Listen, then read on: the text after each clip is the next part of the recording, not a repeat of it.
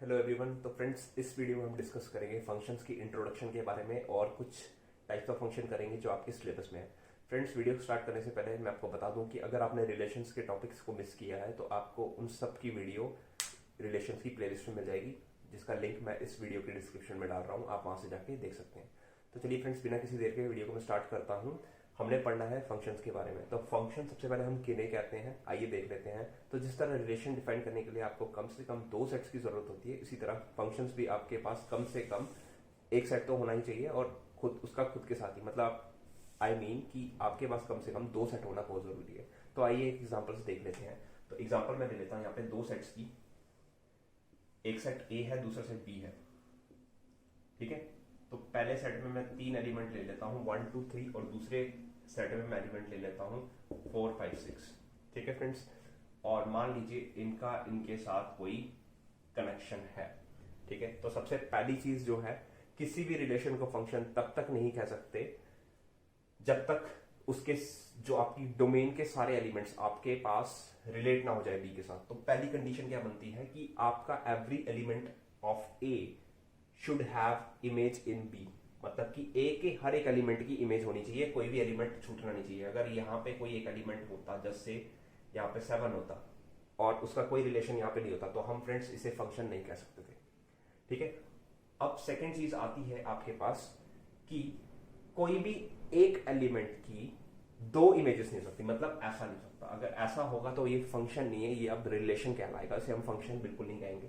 तो फंक्शन होने के लिए, किसी भी रिलेशन को फंक्शन होने के लिए 2 कंडीशंस ध्यान रखिए। पहली कंडीशन क्या है आपके पास कि हर एक एलिमेंट, सेट ए का हर एक एलिमेंट क्या होना चाहिए, रिलेट होना चाहिए सेट बी के साथ, कोई भी यहां पे छूटना नहीं चाहिए, ठीक है, पहली चीज। दूसरी चीज क्या होनी चाहिए, हर एक एलिमेंट की एक ही इमेज होनी चाहिए, ठीक है। तो चलिए एक मैं अगर ऐसे कर देता हूं, यहां पे हर एक एलिमेंट की एक इमेज है, बिल्कुल है। यहां पे 2 एलिमेंट्स जो है उनकी सेम इमेज आ रही है, चलेगा, सेम इमेज चलेगी 2 अलग अलग एलिमेंट्स की, बट एक ही एलिमेंट की 2 इमेजेस नहीं होनी चाहिए। मतलब ऐसा अगर होता तो ये गलत होगा, ऐसा नहीं हो सकता, ये गलत है, ठीक है। एक एलिमेंट की 2 इमेजेस हो सकती नहीं है बिल्कुल भी, लेकिन 2 एलिमेंट की सेम इमेज बिल्कुल हो सकती है, ठीक है फ्रेंड्स। अब मैं डिस्कस करूंगा नेक्स्ट टाइप्स ऑफ फंक्शंस के बारे में। अभी मैंने आपको फंक्शंस के बारे में बता दिया, तो मैं टाइप्स ऑफ फंक्शंस के बारे में डिस्कस करूंगा। तो सबसे जो पहला फंक्शन का टाइप आ रहा है उसे कहते हैं हम 1 1 फंक्शन, ठीक है। तो 1 1 फंक्शन किसे कहते हैं, आइए हम देख लेते हैं। तो अगेन मैं 2 सेट्स लूंगा यहाँ पे, ठीक है, देख लीजिए 1 2 3 4 5 6 और जैसे 7, ठीक है। तो ठीक है, अगर सेट ए के हर एक एलिमेंट की यूनिक इमेज है, यूनिक का मतलब जानते हो कि उसकी जो इमेज है वो किसी की और इमेज नहीं है, ठीक है, तो उसको हम कहेंगे 1 1। तो ये फंक्शन आपका 1 1 है, ठीक है फ्रेंड्स। फंक्शन को हम डिनोट करते हैं लेटर एफ जी एच से मेनली, ठीक है, और लिखते कैसे हैं, ऐसे लिखते हैं इसको, ठीक है फ्रेंड्स। तो ये हमारा 1 1 फंक्शन है, क्यों है, क्योंकि यहाँ पे ए के हर एक एलिमेंट की यूनिक इमेज है। यूनिक मतलब कोई भी 2 एलिमेंट सेम इमेज शेयर नहीं कर रहे हैं, ठीक है। अब नेक्स्ट चीज आती है मैनी वन फंक्शन के बारे में, तो हम वो भी देख लेते हैं कि मैनी वन फंक्शन क्या होता है, ठीक है। तो अगेन मैं 2 सेट ले लेता हूं यहाँ पे, ठीक है। तो देखिए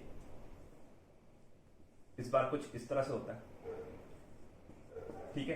तो इस बार जो ये फंक्शन जी है, ये सबसे पहले आपके पास क्या है, 1 1 फंक्शन नहीं है। क्यों नहीं है, क्योंकि 1 और 2 की एलिमेंट की जो इमेज है वो सेम है, ठीक है।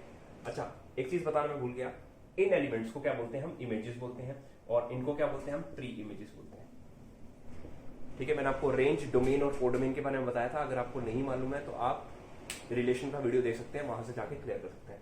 तो देखिए, क्योंकि हमारे पास एलिमेंट 1 और एलिमेंट 2 की सेम इमेज आ रही है, इसलिए हम इसे 1 1 नहीं कह सकते हैं, ठीक है। 2 एलिमेंट्स एक कॉमन इमेज को शेयर कर रहे हैं, ठीक है। तो इसलिए ये फंक्शन क्या बन जाएगा, मैनी वन फंक्शन, ना कि 1 1 फंक्शन। तो ये आपका आ जाता है मैनी वन फंक्शन, ठीक है। अब 1 1 फंक्शन को एक और नाम से जाना जाता है, जिसको हम बोलते हैं इंजेक्टिव, ठीक है। 1 1 फंक्शन को एक और नाम से जाना जाता है, जिसे बोलते हैं हम इंजेक्टिव, ठीक है। मैनी वन फंक्शन के लिए कोई पर्टिकुलर नाम आपके पास नहीं है, ठीक है फ्रेंड्स। तो चलिए अब आखिरी जो लास्ट टाइप का फंक्शन जो आपके सिलेबस में है वो है ऑन टू फंक्शन। तो ऑन टू फंक्शन को आइए हम देख लेते हैं कि ऑन टू फंक्शन होता क्या है हमारे पास। तो देखते हैं, यहाँ पे मैं इसे रब कर देता हूं, क्योंकि हमें 1 1 और ऑन टू दोनों को कंपेयर करना है, इसलिए मैं आपको बता रहा हूं, ठीक है। दोनों में डिफरेंस बता रहा हूं मैं आपको।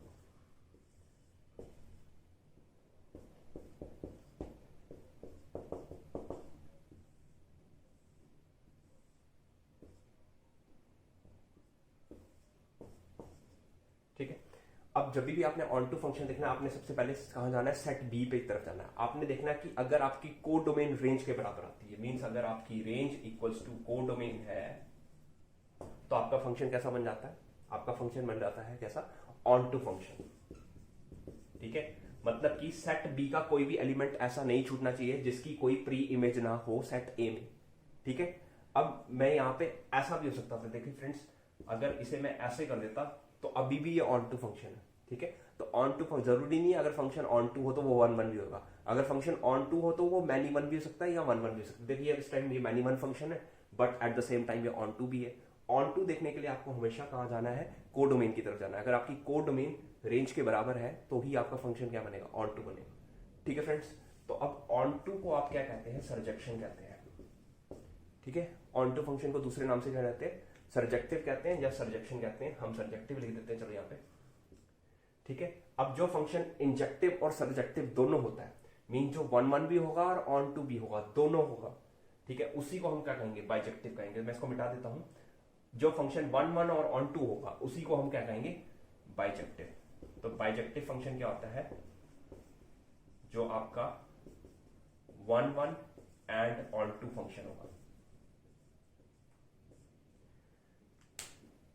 ठीक है फ्रेंड्स, तो नेक्स्ट फ्रेंड्स हम देखें कि अगर हमारे पास कोई क्वेश्चन आता है तो हम किस तरह से 1 1 और ऑन टू के लिए से चेक करते हैं। ठीक है फ्रेंड्स, तो नेक्स्ट वीडियो में हम इस फंक्शंस पे हम कुछ एक्सरसाइजेस करेंगे, कुछ क्वेश्चंस करेंगे। ठीक है फ्रेंड्स, तो फिलहाल के लिए वीडियो को इतना ही रखते हैं। अगर आपको वीडियो पसंद आया तो प्लीज वीडियो को लाइक करिए और अपने फ्रेंड्स के साथ शेयर कीजिए, और चैनल पर न्यू है तो प्लीज चैनल को सब्सक्राइब करें और बेल आइकन को प्रेस करें, क्योंकि हम आपके लिए यूं ही वीडियोस लाते रहते हैं। तो thanks for watching and have a good day.